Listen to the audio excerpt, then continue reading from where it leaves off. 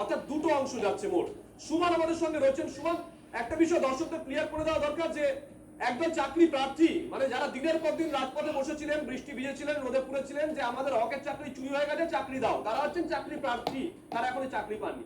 আরেক দল হচ্ছে যারা চাকরি করেছিলেন 26,000-এর মধ্যে চাকরি চলে গেছে, তাদের মধ্যে দুটো অংশ। একটা হচ্ছে এই দাগি, সোকল দাগি, আরেকটা হচ্ছে যারা বলছেন যে না আমরা কোন রকম ভাবে দাগি নই, আমরা যোগ্য। আমরা এই পার্টটাকে সরিয়ে রাখি, আগে মূল বিষয়টা আসি।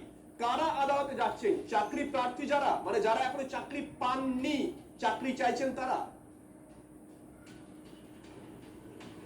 একেবারে দেখো, যারা চাকরি প্রার্থী, যারা চাকরি চাইছেন এবং যারা এই দুর্নীতির দ্বারা ক্ষতিগ্রস্ত হয়েছেন বলে হাইকোর্ট সুপ্রিম কোর্টে বারবার বলেছেন, যাদের আইনজীবী হচ্ছেন ফিরদৌস শামীম, বিকাশ রঞ্জন ভট্টাচার্যরা, এরা কেন আদালতে যাচ্ছেন? বক্তব্য হচ্ছে এই যে তালিকা প্রকাশ করেছে এসএসসি, যেটা টেন্টেড লিস্ট বলা হচ্ছে, অর্থাৎ বেআইনি ভাবে যারা চাকরি পেয়েছেন, এই তালিকা আরো দীর্ঘায়িত হবে, এটা তাদের দাবি।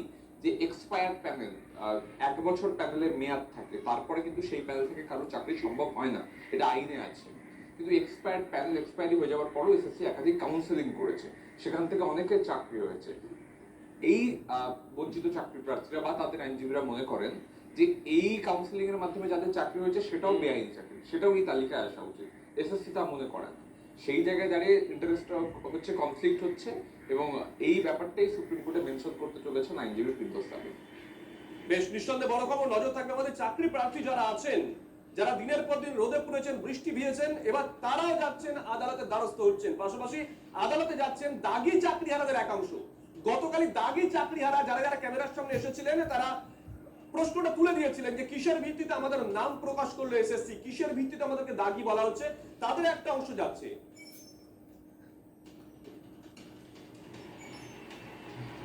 একেবারে শুভজিৎ, তাদের অংশটা আবার অন্য কারণে যাচ্ছে। তাদের কারণটা হচ্ছে এরকম যে তারা দাবি করছে যে তারা এই টেন্টেড লিস্টে থাকার জন্য উপযুক্ত নয়, তার কারণ তাদের ওয়েমারশিপটা এখনো এভিডেন্স অ্যাক্টে অ্যাডমিসেবলই হয়নি। কিন্তু তারা যে বেআইনি ভাবে চাকরি পেয়েছেন, এটা এসএসসি নিজেই ঘোষণা করে জানিয়েছে, র্যাঙ্ক জাম্পিং হয়েছে, ওয়েমারশিটে জালিয়াতি হয়েছে এবং ওয়েমারশিটে তাদের সই রয়েছে, ফলে তারাও তাদের আইনের কথা বলতে পারেন। কিন্তু এই দুই জায়গায় বিভেদ থেকে যাচ্ছে। সঙ্গে দেখো, এই মুহূর্তে আমাদের সঙ্গে রয়েছে আইনজীবী ফিরদৌস শামীম। শামীমদা, শুভজিৎ রয়েছি। শামীমদা, দুটো প্রশ্ন চট করে আপনার কাছে করে রাখি। এক, চাকরি প্রার্থী যারা, মানে চাকরি এখনো পাননি, চাকরি চাইছেন, বারংবার অভিযোগ করে আসছেন তাদের চাকরি চুরি হয়ে গেছে, তারা কোন গ্রাউন্ডে আদালতে দ্বারস্থ হচ্ছে? এক। আর 2 নম্বর, যাদের নাম ওই 1806 জনের মধ্যে রয়েছে, তাদের অনেকে ক্যামেরার সামনে এসেছিলেন। একজন তৃণমূল কাউন্সিলর, রাজপুর সোনারপুর পৌরসভার, তিনি বলছেন যে আমাদের নাম কেন এলো। তাদেরও কেউ কেউ শোনা যাচ্ছে তারা আদালতের দ্বারস্থ হতে পারেন। তারা যদি যান তাহলে তারা কি গ্রাউন্ডে দাঁড়াতে পারেন আদালতের সামনে গিয়ে, কি যুক্তি দিতে পারেন?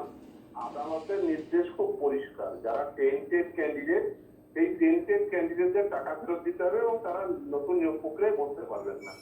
ফলে এই যে টেন্টেড হিসেবে যারা চিহ্নিত হয়েছেন তাদের টাকা ফেরত দিতে হবে এবং তারা নতুন নিয়োগ প্রক্রিয়ায় অংশগ্রহণ করতে পারবেন না। এই নির্দেশ অমান্য হলে, এবং এই নির্দেশ এখনো পর্যন্ত অমান্যই হয়ে আসছে, তার কারণ এখনো পর্যন্ত তাদের কাছ থেকে টাকা ফেরতের কোনো প্রকার পদক্ষেপ ডিস্ট্রিক্ট ম্যাজিস্ট্রেটরা করেননি।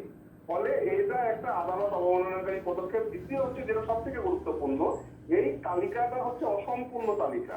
তার কারণ এই তালিকায় এখনো পর্যন্ত কিছু ওয়েমারশিপ ম্যানিপুলেশন যারা করে যারা চাকরি পেয়েছেন তাদের নাম, র্যাঙ্ক জাম্পিং করে যারা চাকরি পেয়েছেন তাদের নাম, আউট অফ দ্য প্যানেল চাকরি পেয়েছেন কিছু জনের নাম আছে, কিন্তু এক্সপায়ারি অফ দ্য প্যানেলের সকলের নাম নেই।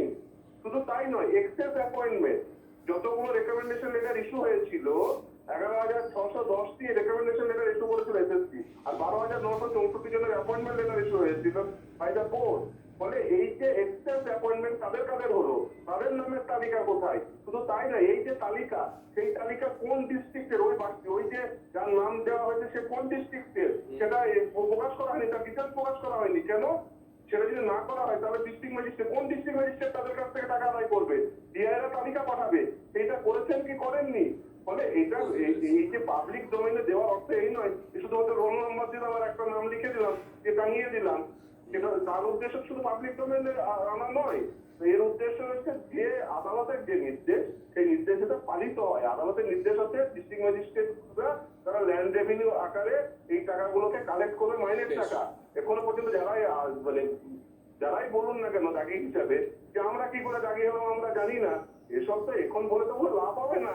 আপনারা সব জানেন এবং সিবিআই কে নির্দেশ দেওয়া আছে যে এই তাদেরকে প্রয়োজনে কাস্টডিতে নিয়ে তদন্ত করবে। তার কারণ যে মানি রুট, যেখানে এই ছোট দালাল, মেজ দালাল, বড় দালাল করে নেতা, মন্ত্রী করে মহামন্ত্রী, এই যে রুট, সেই রুটটাকে আনাজ করতে হবে। কারা কারা এই পদ্ধতিটিকে বুঝতে পেরেছি প্রদর্শিত করেছে। বুঝতে পেরেছি। অসংখ্য ধন্যবাদ সমীম, অসংখ্য ধন্যবাদ।